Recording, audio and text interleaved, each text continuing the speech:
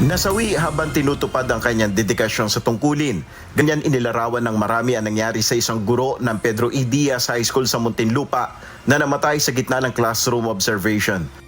Agad na nagpaabot ng pakikiramay ang Schools Division ng Muntinlupa sa mga naulila ng guro na kanilang inilarawan na remarkable educator at cherished mentor.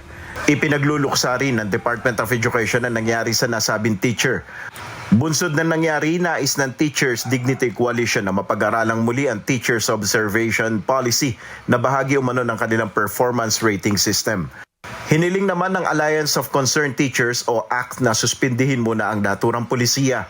Kapwa binigyan din ng dalawang grupo ang kahalagahan na mabigyan ng pansin ang kapakanan ng mga guro.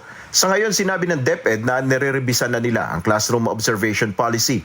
Ayon kay Secretary Sani Angara, kung kinakailangan ay muli pa nila itong pag-aaralan.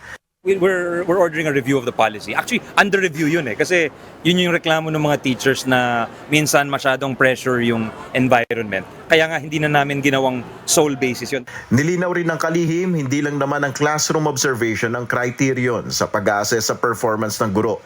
Dati kasi sole basis, tapos surprise yung visits dati. So ginawa namin, isi-schedule nila, mag-uusap yung magmamonitor at saka yung magre-review at saka yung teacher kung kailan siya okay.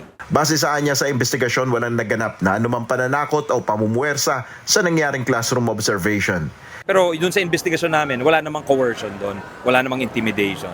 Ano lang talaga, parang may karamdaman lang si Teacher Agnes nung day na yon. So kami na nakikiramay po sa kanyang pamilya at sa Muntinlupa SDO.